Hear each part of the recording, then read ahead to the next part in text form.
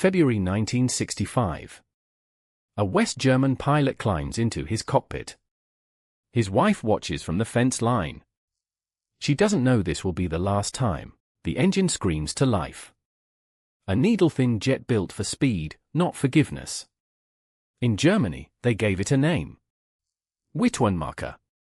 The Widowmaker. Over 3 decades, West Germany lost 292 of its 916 starfighters. 116 pilots never came home. This is how the fastest jet of its era became the deadliest. It could climb faster than any fighter alive. It could fly twice the speed of sound. And it could kill the man flying it in seconds. Pilots called it the missile with a man in it.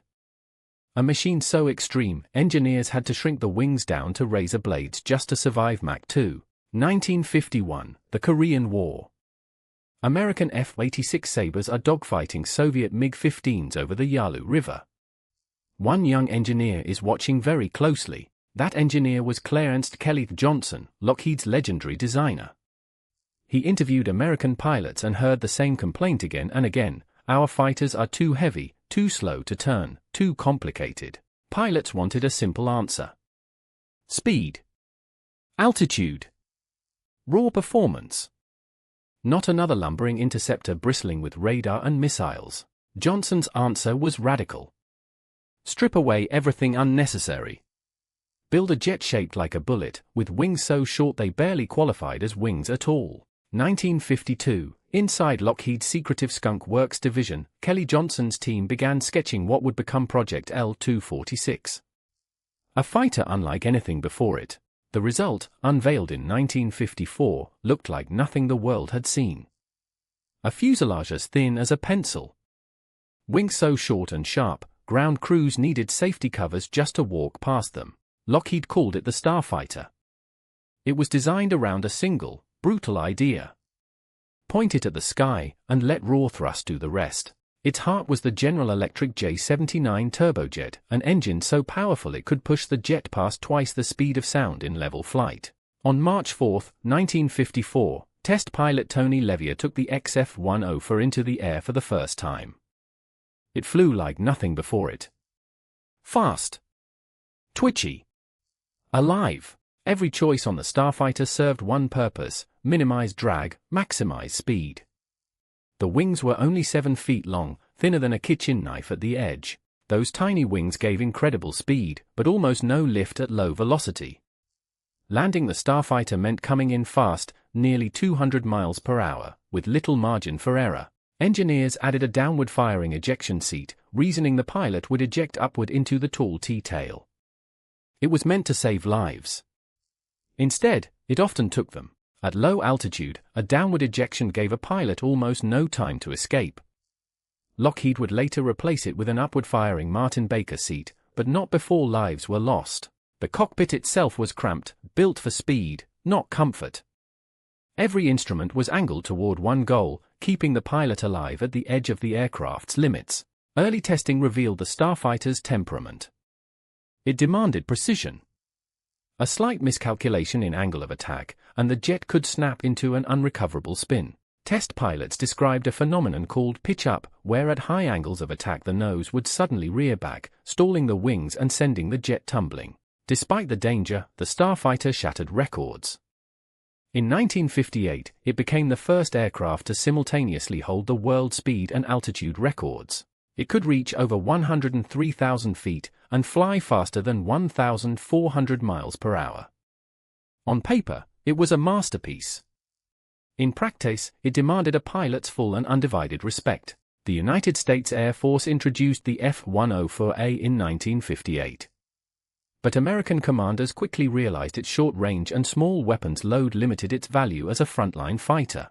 Within a few years, most American squadrons moved on to other aircraft. But for other nations, the Starfighter's story was only beginning. NATO needed a multi-role fighter for the 1960s.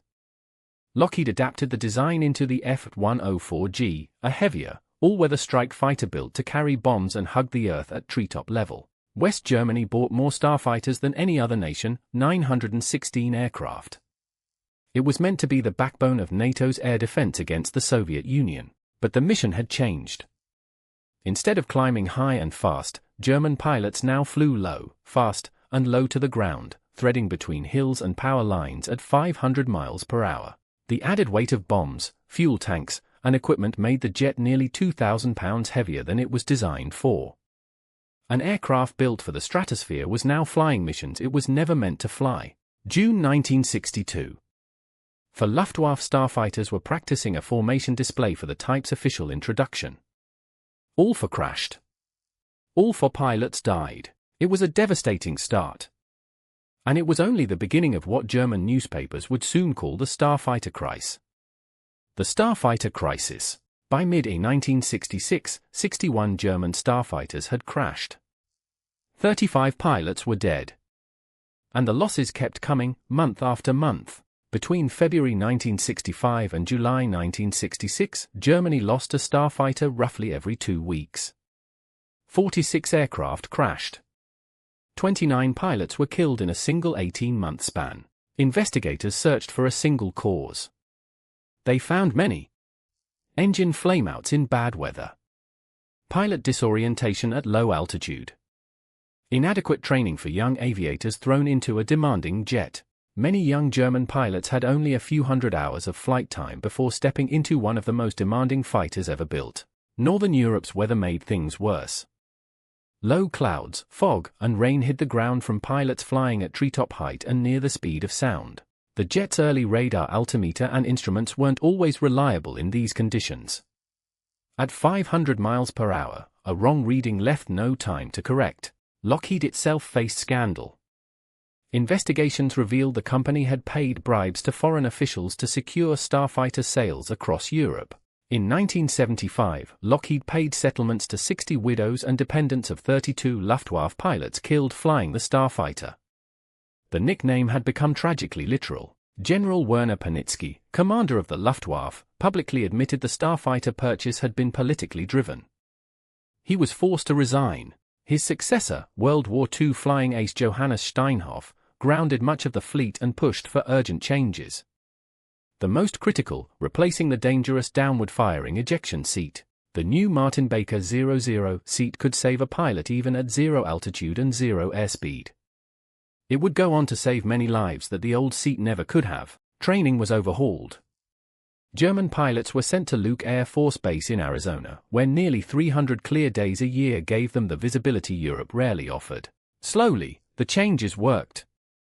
Accident rates fell. But the Starfighter's reputation in Germany was already sealed. It would carry the name Widowmaker for the rest of its service life. Germany wasn't alone. Italy operated the Starfighter longer than any nation, flying it until the year 2004, and lost roughly a third of its fleet to accidents. Canada's Air Force lost nearly half of its CF-10 fleet. Flying more hours, over more unforgiving terrain, than almost any other operator in the world. Yet in other hands, the Starfighter told a different story.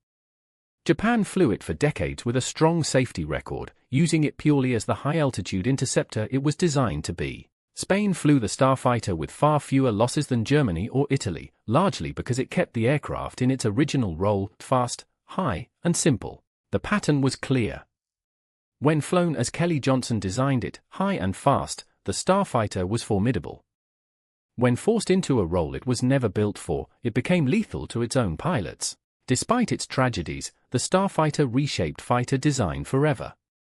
It proved that raw speed and altitude performance could be engineered into an airframe smaller than anyone thought possible. Its slender fuselage and tiny wings influenced the next generation of high-speed interceptors and became a case study every fighter designer since has studied closely. More importantly, the Starfighter's brutal safety record forced a reckoning across NATO air forces.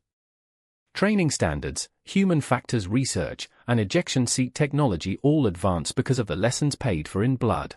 The 00 ejection seat, refined because of the Starfighter's losses, became standard equipment on nearly every modern fighter jet flown today. The Starfighter flew for over 3 decades across more than a dozen air forces, from the Arctic Circle to the Mediterranean, from Japan to Taiwan. By the time the last Starfighters retired from Italian service in 2004, the aircraft had flown longer than almost any Cold War fighter, a testament to both its brilliance and its cost. Was the F-10 for Starfighter a bad aircraft? Not exactly. It was an extraordinary machine, pushed by politics and doctrine into missions its design was never meant to survive. In the hands of nations that respected its limits, it excelled for decades. In the hands of those that didn't, it earned its grim reputation the hardest way possible. The Widowmaker's legacy is a difficult one.